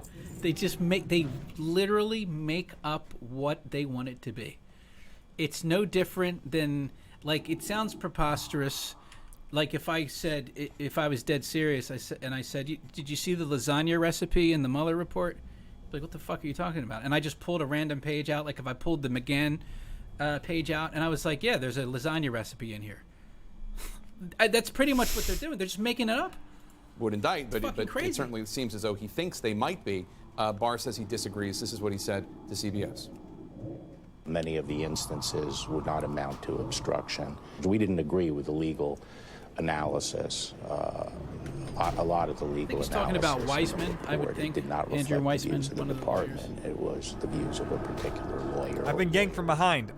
Mueller would disagree with that last part, because Mueller said made it clear that the report is his, even though he had a team under him. It's that he signed his name to it. It's his testimony, so he wouldn't say, oh, it's just lawyer or lawyers, and that's a little bit of Barr saying that is one of the reasons why Trump likes him so much. Right, and it's Mueller's team, and he defended that report pretty strongly when he came out to the podium for the first time in 2 years that we've seen him. But you see Barr there taking umbrage with the special counsel's team, which we've seen him do before, especially when there was... Real quick, Matt in the chat just posted that this is, what time is it? Okay, 10:43, probably less than 2 hours ago. The U.S. Justice Department is imminently preparing a Google antitrust investigation, and it's related to search. Good.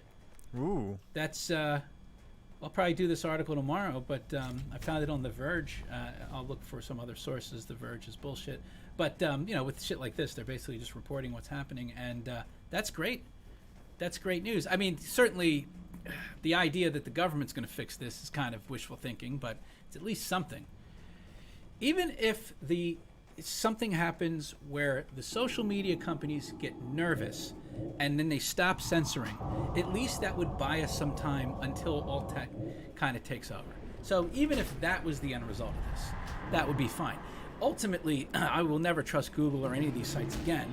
And once they're finished, I mean, I don't think, if they're like, oh, we're losing our shit, we're becoming like MySpace, now we're going to go pro-free speech, I don't think anyone should trust that. I think ultimately when it's time, hopefully alt tech absolutely takes over. was the letter about how Barr was handling the release of the report and what had been put out there. And so you're continuing to see that. But of course, you're seeing him say he disagreed with the legal analysis that was in the special counsel's report. And he's allowed to. That's not what we first heard from Bill Barr when he first came out after the special counsel's investigation was ended. So you're seeing him fill out his thoughts a little bit more during and I'll tell you this. I'm sorry.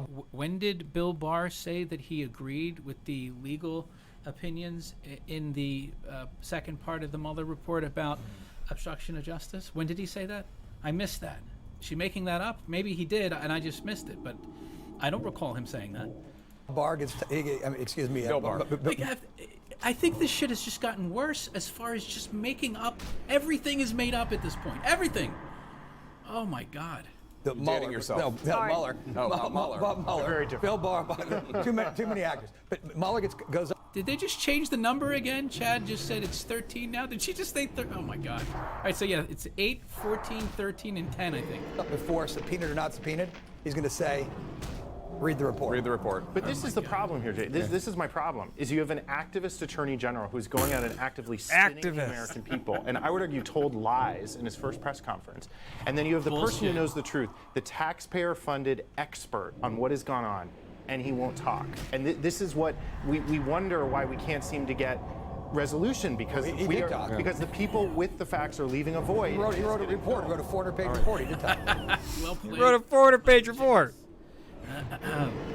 400-page report. Okay, and okay, so this is the Don Lemon. There's some decent clips of the Barr interview. It's a 400-page report. And they bring on the Watergate guy. They dig up the corpse, not Bernstein. The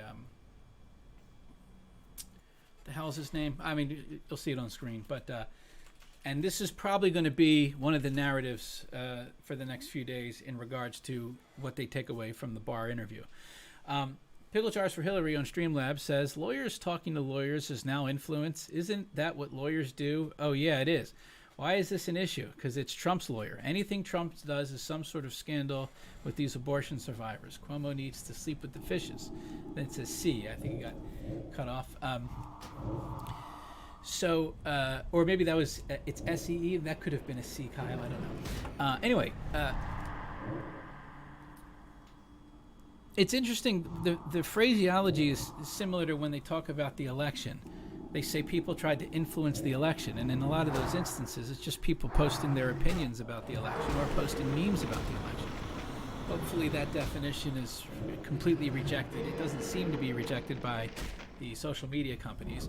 And you can already see, what is that guy, Eric Erickson? He is suspended from Twitter for making a joke about one of their candidates. Can we get some horns to fucking drop here? This is getting a little ridiculous. Angie's listening. Okay. Thanks for the ad. The Attorney General William Barr is contradicting Robert Mueller just a day after the special counsel broke his silence. Here's what Barr said about Mueller not reaching a conclusion on obstruction. He could have reached a conclusion. The opinion says you cannot indict a president while he's in office. So in the first 2 seconds, it is very clear what Barr just said. He can reach a conclusion. He just can't indict because of the OLC. It's very simple, and of course, they lie about this. Office, but he could have reached a decision as to whether it was criminal activity. Discuss now with Mr. John Dean. John, welcome to the program. John Good Dean. evening. So Barr says that Mueller could have reached a decision, but Mueller says Justice Department rules meant he couldn't. So help me understand this. Why couldn't Mueller... That's not true. That's not the Justice Department rules. The Justice Department rules is that he can't indict, not that he can't reach a decision. You are a fucking gaslighting liar. have said, you know, it is my view the president committed obstruction, but we can't indict him. He theoretically could have said that, but if you read the opinion closely, which I just did when not distracted by the Warriors in Toronto, it's very clear that opinion says you can't burden the presidency. And to indict is a burden. To have a sealed indictment is a burden. And the other thing it says is you can't tarnish the president. So it's a very broad opinion as to what a prosecutor can do. And you can investigate and put the evidence away. You just can't burden or tarnish the presidency. So I was watching yesterday, and I actually emailed some of my colleagues when I said, did he just essentially say I think the president obstructed justice, but I can't charge him. Now, the other part was now over for impeachment to the Congress. I mean, No, and that's not what he said. It's just not sinking in for some reason. Yeah, because that's not what he said. That's generally how that works. Well, the opinion that Barr is referring to, that you can't indict a sitting president, makes it very clear that it's the Congress's job, if there is criminal evidence, that it can go forward and burden the president with an impeachment proceeding. There's just no question on that. And I think that's the position that Mueller took. He provided all the evidence from his investigation on obstruction. He also provided a lot of evidence about 140 contacts between the Trump campaign and the Russians. That obviously needs more examination as well, and that could come up again in the impeachment context. It doesn't clearly say there's no collusion. It just said there's no criminal conspiracy. Exactly. So, here we are, John, 6 weeks after Mueller, the report was released. We've heard from Mueller himself. It's been 6 weeks after the report has been released? That's not possible. What? Yo, it's going to seem like just a small amount of time. I'm telling you, I'm going to be like 50 and we're going to be doing streams like, remember that shit with Trump? That was a crazy time. Still so many questions. How important do you think it is for Mueller to testify? 6 weeks. I think it is important. I think ultimately he will testify. He may do part of it with an opening statement and then go behind closed doors. He's got grand jury information. He's got national security information. He's got referral cases that can't be revealed. So it would have to be guarded. There is going to be some unredaction of any material relates to Flynn. Judge Sullivan ordered that, so we can anticipate that in probably the next 24 hours. But anyway, I think Mueller will testify ultimately, and what he doesn't want to do is go into a lot of political theater where he's being attacked by either the Republicans or the Democrats. Well, that's not possible. And rather to keep it civil. Too late. If you get it He's off already camera, fucking being attacked. It will be civil. That's where those things work best. I have to wonder if, because it will be important, that Mueller hearing, I have to wonder if the censorship for live streamers that day is going to be like extra crazy. I do have to wonder that, because they need the public to buy the narrative, and people such as myself that actually at least attempt to point out where they're bullshitting. I imagine people such as myself would be a threat. And I don't know, maybe it's not going to be that crazy, but I just, for some reason, that's going to be, you could argue, as big as like the Clarence Thomas hearing. That is probably going to be the biggest hearing of the decade. Maybe I'm overselling it, but that is going to be huge, and that'll be interesting to see if they allow everyone to get their say in. All your bases are belong to us, says, I wonder if Mook spirit cooks or is just a cuck. Probably both. Probably both. He probably allows rich old men to eat sushi off of his naked body. That seems like the type of person he is. Alfalfa says, Spanky did blackface. There's a video on YouTube. No way. God damn it, Spanky. What are you going to do with these crazy kids? JB from Philly says, Don Lemon likes hairy assholes. Yeah, I would imagine. That's true. Sounds about right. Ethan Johansson says, American people, the Mueller report is done. Good. Now we can talk about the actual issues. 2 months later, mainstream media fucking stop it. Right. And they're telling the people who are tired of this shit that there's something wrong with them. Oh, yeah. I have to get that video for drop. For the Don Lemon show where he's like, if you're a person who is benefiting right now, which is weird, like he's almost admitting these people exist. They always act like these people don't exist. So if you're a person that's benefiting right now from the economy and you're going to vote for Trump, you're being selfish. That's the argument he makes. So that's funny. So all this time wasted on this issue, and then finally it should be over. And now they're going to not only keep talking about it, but they're going to tell people that are tired and that would like, a decent job, that they're all selfish. That is not going to work. Crazy. Maga Pepe, Uncensored Super Chat, says, I just finished a rough draft of the Godzilla as a white supremacist meme. Always open to suggestions. Still a relatively new memist. What is the HNN email address? hardnewsnetwork@gmail.com. You can also do Twitter. My DMs are open at @hard_bastard. Thank you, Maga Pepe. Appreciate it. All right, so we're almost done here. We have a couple more. If we're doing this one, then actually that's like a 20-minute video. So we'll see. All right. It is retard time. And so this is Farron Cousins. Trump supporter shocked to learn the Mueller report didn't exonerate Trump. I find this story hard to believe. I believe they have a clip of it, so we'll just wait until it plays. Earlier this week, NBC News spoke to a Michigan woman by the name of Kathy Garnett.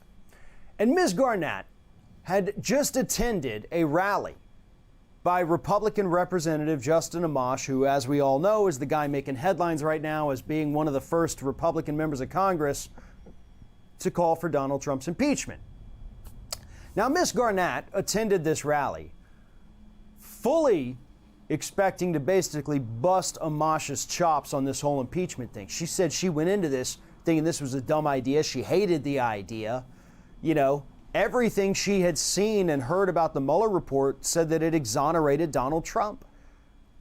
And then she was shocked, in her own words, surprised, when Amash began reading from the Mueller report and highlighting all of the crimes, obstruction of justice, that Donald Trump likely committed. She had no idea. And the reason she had no idea, well... So, yeah, he's going to read it. It's I think TYT has the actual clip. Just listen to what she says. Tell me if this is believable. She spells that out for us clear as day. Here's her exact quote. I've mainly listened to conservative news, and I hadn't heard anything negative about that report, and President Trump has been exonerated. Bullshit. That's not fucking possible. It's not you didn't think there was anything negative in the Mueller report? The entire second half is negative about Trump. What do you mean you didn't think there was anything negative? Fox News doesn't argue there's nothing negative. They argue that Mueller is partisan, and that people like Weissman and these political and these legal opinions are bullshit. I've never heard Sean Hannity or Tucker Carlson say that there's nothing negative in the Mueller report about Trump. What? That doesn't make sense. Maybe it's true. Maybe, who knows? But and that she specifically said, I just watch conservative media. It sounds made up, frankly. Because of her own media filter that she put on her own life, because she only watches Fox News. By the way, half of Fox News is like corporate media. If you're watching Shepard Smith, you're getting something that's no different than MSNBC. Because she only reads Daily Wire or Breitbart or whatever it is she's getting her news from, she thought Donald Trump had 100% been exonerated by the Mueller report until she walked into that room and heard Representative Amash say, oh, no, here's what's actually in the report. What was it? That's a big deal. And that... One person. This is how desperate they are. They get one Republican. They get one person. They're like, hey, we got him. All right, now we're good. Now we got the rest of the country. That's not how it works. Ladies and gentlemen, is why Democrats have to get off their butts and do something about impeachment. Open the inquiry, start presenting evidence, get it out there in the news, in all the news. Make it so big that even these conservative news outlets can't ignore it. They can't deny it. The level of projection here is incredible. All they can do is try to spin it, but they'll have to show it in order to spin it. The public isn't aware of what happened, at least not enough of them. Really, bitch? How about Forbes? The Mueller report is still on the bestsellers list. Exactly 6 weeks after its release and 1 day after Robert Mueller's first press conference on the completion of his investigation, the Mueller report remains on bestseller lists across the country. The Washington Post version, published with Scriber, is sitting at the top spot of the paperback list, besting George Martin's Game of Thrones. The same version is moved from slot 14 to 10 on Amazon's nonfiction bestseller list, and is 6th on the New York Times combined paperback and hardcover nonfiction list, as well as 1st on the New York Times paperback nonfiction list. The Skyhorse version is down from 1st to 3rd on the Washington Post list.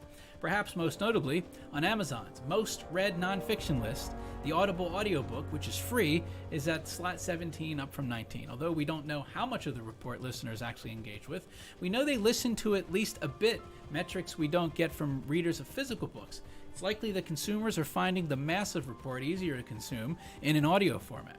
While the Audible version is 19 hours long, the Washington Post paperback version is a daunting 736 pages, hardly carryable.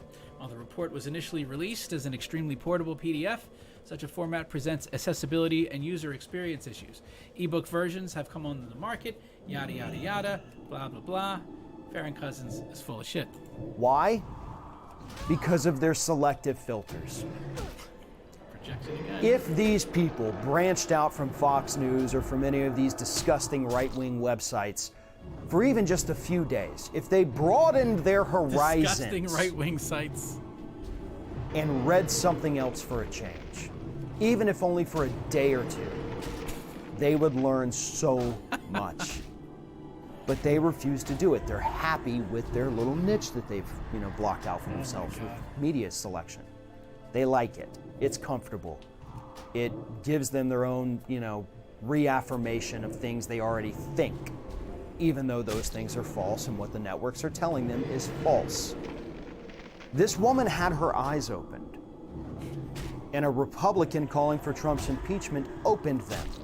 And all he had to do was actually just read from the Mueller report. He didn't spin anything. He wasn't giving his opinion. He was just saying, I'm going to read these lines from the report. And suddenly she realizes, holy crap, the media outlets I've been trusting have been lying to me. Democrats could do the exact same thing in Congress. It's only our guys, you're going to convert the Fox News viewers. Leadership, the people that we've trusted to move us forward, who for some reason are holding us back on this. There are a lot of Kathy Garnetts all throughout this country. They need their eyes opened. Oh yes, we must show them our truth, just like the Jehovah's Witnesses. They just need to see our truth. Then they'll become true believers, because we have the truth. And the truth speaks for itself. And if they're anything like this Kathy Garnett, they're actually more than willing to have their eyes opened. We just have to move forward and help them to do that, which unfortunately, Democratic leadership doesn't appear to be willing to. Yeah, this whole time you've called them stupid and racist. I'm sure that helped. Do that right now. Unbelievable. Unfucking believable. All right, one more because he makes them short. Trump tries to destroy. This is great. Trump tries to destroy the economy because he hates immigrants. Donald Trump is determined to tank the U.S. economy by any means necessary. On Thursday, he announced that he was going to be putting a blanket 5% tariff on every single good coming from Mexico to the United States starting on June 10th because he's pissed off that Mexico is allegedly not doing enough to stop people from crossing the Mexico border into the United States. Well, it's not alleged. What are they doing? What are they doing? They're not doing anything. Or no, I'm not going to say they're not doing anything. They're not doing enough. Alan Nowhere says, Mueller will keep his mouth shut during the hearing. He's terrified and will only recite the report verbatim. Watch him freak out during the hearing. That'd be what the level of pressure that's going to be on Mueller on that hearing is going to be amazing. I do think that's ultimately what they're going to get from him. And they're not going to be happy. And I do think at some point they'll turn on him, and that'll be a hell of a thing. Now, what spurred this was that the other day, Donald Trump tweeted out a video that allegedly showed up to 1,000 people crossing the border near El Paso coming into the United States. He was infuriated. He was angry. He tweeted this out. He yelled about the Democrats. But what he didn't tell us was that these people that crossed the border immediately surrendered. They were all apprehended, taken into custody, and that was actually their plan. They didn't come over. You can do that at the ports of entry, fucker. We're here to sneak through. They wanted. Oh, they snuck through to turn themselves in. Oh, that's totally believable. Mensa. To come over, probably asylum seekers. We still don't have confirmation on that. Oh, yeah. Well, why don't we go to the math? So about 80% of the asylum claims are bullshit. So you take 1,500, how many of the asylum claims are probably bullshit? Probably about 80%. Maybe 85 or 75, something around that. But they just wanted to be processed so that they could start going through the legal channels to become U.S. citizens or to get asylum.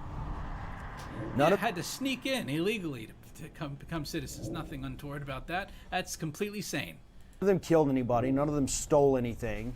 Other than crossing the border, which is a misdemeanor. So, as long as you don't murder someone, you can come in illegally. They didn't break any laws. They didn't break any laws. They literally... What fucking planet are you on, bald fuckface? They didn't break any laws. It's illegal to come in illegally. What do you mean they didn't break any laws? Why would they have to be apprehended if they didn't break any laws? If they didn't break any laws, they would not have been taken. They would have been like, oh, you can go. You didn't do nothing. But Donald Trump became so infuriated by that he has no problem tanking the entire U.S. economy because he hates immigrants so much. Or because he wants us to think he hates immigrants so much. Let's not forget, his businesses all around this country have been known for decades to hire undocumented people and people here on temporary work visas for the season. So according to you, if you exploit illegal immigrants, that's how you prove that you like them? He doesn't like hiring American workers. He loves to hire people coming in so he can pay them lower wages. But in order to win re-election, he's got to show that, hey, I really hate immigrants. So But you again, all admit that's immigrants beside the point drag right down now. wages? Because this 5% tariff is going to increase prices for U.S. consumers. Because again, like with the other trade war, we're going to be the one paying the costs here. Automobiles, oil, aluminum, anything made out of aluminum, beers, steel, fruits, vegetables, across the board a 5% increase right on top starting June 10th. And Trump doesn't seem to care, especially because his plan is if Mexico has not done anything to stop the illegals from coming over here, by July 1st, that 5% jumps to 10%. And then for the next 3 months after that, on the 1st of every month, if they have not made progress, it's going to increase by 5% till it gets all the way up to 25% tariff, and then he leaves it at that. Smart plan. The stock market over the last week, even before any of this even came to fruition, the stock market has been declining, going down. Isn't it up like 7% overall? Like what? Mostly because of Donald Trump's trade war with China. It tanked today. Expectedly, predicted. It went down 350 points. It's definitely down. A tank. I would disagree with that. But I'm out of my element when it comes to stocks. My only frame of reference was I really paid a lot of attention in 2008 because the stock market and consumer sentiment affected my business. So I was watching Fox Business every day, just watching these incredible. You want to talk about tanking, you get 800, 1100 every day. It was fucking nuts. That was just a wild time. Predictably, because of this new tariff. But again, U.S. consumers are going to be the ones who get screwed. And we're going to get screwed again because Mexico has vowed to retaliate against us. Oh boy. They have been doing an exceptional job, actually. So just to be clear here, Farron Cousins views an overall, I think it was 10%. I think it's down to 7%. The market being up overall 7%, as that's the stock market tanking because of Trump. According to statistics of apprehending people before they cross the U.S. border. So they are doing what they should be doing, according to Trump. But he's still so pissed off about that video he tweeted out the other day that he is willing to sink the entire U.S. economy for payback, I guess? None of this really makes sense. Not to mention the fact that economists have been warning us, in fact, we got even more warnings just this week from economists in the U.S., that we're headed towards a recession. That, as we've been saying, we have an economy built of straw that is about to come crashing down at the slightest provocation. The trade wars have already made that straw start to crumble, And these new tariffs on Mexico could be the final thing that makes our entire economy come crashing down. This is the point. Kesser's emphasizing the entire U.S. economy. Like, this is so ridiculous. This is going to tank the entire U.S. economy. Oh my God, man. He's in Mensa. MAGA Pepe Uncensored Super Chat says, it's funny, all the things they think will make me mad about Trump is what I like about him. I like how he gets angry for the American people and doesn't cuck to globalist shitheads who hate America. Yeah, well, look, I mean, in some of the areas, certainly he's good. I'd like to see him follow through when it comes to immigration. But I think there's also another category, which is people who, even if some of the shit that he does they don't like, it doesn't rise up to the level of importance that the media needs it to be. So when it comes to, like, if he curses or he does a tweet that they don't like there are people that don't like Trump but still would either vote for him or just not vote for a Democrat. I think there's a lot of people like that. So there's just like different categories of people who are just not going to vote Democrat. And I think a lot of this virtue signaling they do, particularly with politics, we're in a day and age where, like, a lot of this shit just doesn't matter to people, and you're never going to convince them. We're never going to put the genie back in the bottle. You know, we're not going to ever be a society again where, like, something like an affair or something like paying off porn stars is going to really matter. Part of that is because the system is so corrupt. Those things are almost laughable when you look at the big picture. It's interesting. Tim Peppertron says, "Don't like tariffs. Drop Tell the Congress horns. to give Trump wall funding. Problem solved. He got Drop the horns." Looks like Dems and Mexico. Nimble Navigator. I'm getting Not greens to dropping make before more I'm work getting for you, horns but dropped. You should, if you can, upload show notes to your site. It's an invaluable resource for people. This is to pathetic. Check down the uneducated. You mean like timestamps for the different subjects, or like basically links to the articles? Or I guess show notes would be like links to the articles and shit like that. At some point, I would like to do that. I think if there's a quick way to do that, we could definitely do it. But otherwise, oh yeah, I guess you know what I could do. I could when I do the news aggregation, I can just put links in a document and then just throw it up there, copy and paste. All right, thank you, Nimble Navigator. Willie says, how to know no recession is coming? They're telling us. Yeah, they wish. It's. I mean, some of them are wishing for the economy to do poorly to get at Trump. That's fucking crazy. Okay, is this done or is he done? Yes, now we have to shill for whatever. Okay, last video here. Victim of the wall, Nicole Wallace, and it's just so ridiculous. So the title of the video is "The Collapse of a Con," and this is just, like I've said, they're just making up things at a level I've just never seen before. It's just everything is completely made up and the exact opposite of what people are saying. So here we go, Nicole, the Goblin Wallace. For today, we've been watching the collapse of a con. Donald Trump's cover story, crafted with the heavy assist from Attorney General William Barr's 5 pre-report appearances and statements, came crumbling down today when Donald Trump woke up and realized that Robert S. Mueller clearly found evidence he obstructed justice. Robert Mueller clearly found evidence that he obstructed justice? Where the fuck are you getting that? That's what I'm saying. She's completely making that up. Where? What are you talking about?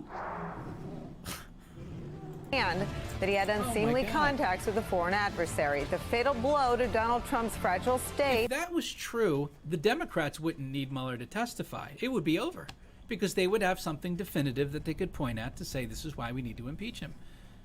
That's why they're not doing that, because they don't really have that. And I also think they want Mueller to take the fall in case this doesn't work out. They can point to him as, well, he told us to. They want Mueller to tell them to impeach, and he's never going to do that. It may have come, though, from the words on the bottom of the screen on his network of choice, Fox News, where they ran these words: no exoneration. It was a far cry from Trump's post-Mueller slogan, quote, total and complete exoneration. To be caught in a lie is nothing new for Donald. So what? Who cares what Fox News says? You rip them all the time. Now you're looking at them as valid? I mean, what? Donald Trump, but to have been outed and revealed by a man like Robert Mueller, who could not be corrupted, baited, or intimidated by Donald Trump's mean tweets? Mueller couldn't be corrupted. I remember when I was doing research on Uranium One, I was reading an article, and they wrote that Mueller personally delivered a uranium sample to Russia, and I was like, that has to be bullshit. I was like, there is no fucking way. That is just, yeah, no, it's true. It's true. Oh my God. Seemed to undo the president. I think he is a total conflicted person. I think Mueller is a true never-Trumper. He's somebody that dislikes Donald Trump. He's somebody that didn't get a job that he requested, that he wanted very badly, and then he was appointed.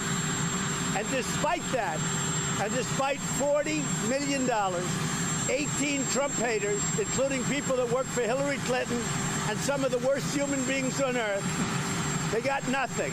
Damn. It's pretty amazing. That's a good line. The worst human beings The worst human beings on earth. If you need any further evidence that Mueller's performance yesterday left Trump stripped of his typical bluster, today he admitted that Russia helped him win. Writing on Twitter, quote, I had nothing to do with Russia helping me to get elected. Of course, he saw the reaction to that on Twitter, got out of his jammies and ran out to the cameras to clean it up. But the damage was done. Former FBI acting director Andy McCabe this morning bringing it all into focus. We know now from the report something over 140 contacts between individuals associated with the campaign, contacting and having interactions with Russians. Okay. So what? If they're legal contacts, what, I ask again, what do you have? What do you have here? You have legal contacts with Russians. So you have nothing. This is like, Jeff Sessions doing a meeting with Ambassador Kislyak, the Trump Tower. I mean, there's a lot of different ones. None of them were illegal, so how could, can you imagine if they were like,